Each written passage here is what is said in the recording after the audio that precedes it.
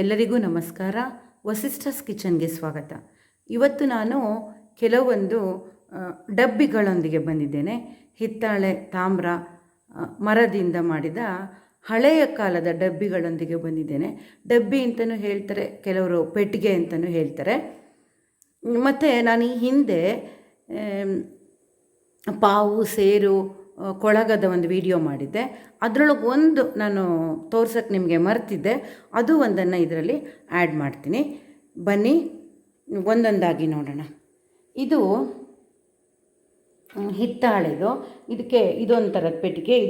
ಇದು ಹಿತ್ತಾಳೆಯಿಂದ ಮಾಡಿರ್ತಾರೆ. ಇವೆಲ್ಲ ಮ್ಯಾನ್ ಮೇಡೇ ಆಗಿರುತ್ತೆ ಅಂತ ನಾನು ಅಂದ್ಕೊಂಡಿದ್ದೀನಿ. ಇದು ಈ ಥರ ಇದೆ ಅಷ್ಟೇ, ಏನು ಕಂಪಾರ್ಟ್ಮೆಂಟ್ಗಳೆಲ್ಲ ಇಲ್ಲ. ಈ ಥರ ಮುಚ್ಚೋದು. ಇದು ಒಂದು ಮರದಿಂದ ಮಾಡಿದ್ದು. ಹೀಗೆ ಒಂಥರ ಒಂದು ಹ್ಯಾಂಡಲ್ ಮಾತ್ರ ಇದೆ. ಇದು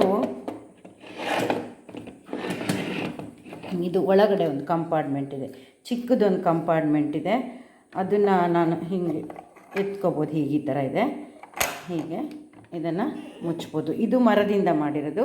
ಇದು ತುಂಬ ಹಳೆಯದು. ಇಲ್ಲಿ ಬೀಗ ಹಾಕುವ ಸಿಸ್ಟಮ್ ಬೇರೆ ಇದೆ. ಈ ಕಡೆ ಇಲ್ಲಿ ಬೀಗ ಹಾಕುವ ಥರನೂ ಇದೆ. ಇದು ಇನ್ನೊಂದು ತಾಮ್ರದ್ದು. ಇದು ಪೂರ್ತಿ ತಾಮ್ರ ಅಂತಲೂ ಅನಿಸುತ್ತೆ.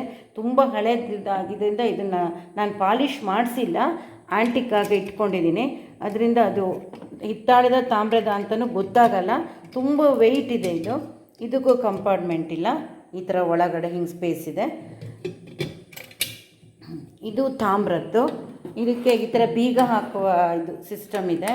ಇದು ಈ ಥರನೇ, ಇದಕ್ಕೂ ಕಂಪಾರ್ಟ್ಮೆಂಟ್ ಇಲ್ಲ. ಇದು ಒಂಥರದ ಡಬ್ಬಿ. ಇದು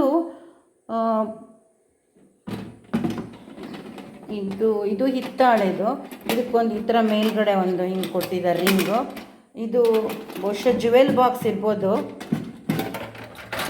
ಈ ಥರ ಹಿಂಗಿದೆ. ಹಿತ್ತಾಳೆ ತಾಮ್ರ ಮಿಶ್ರಣದ್ದಿದು.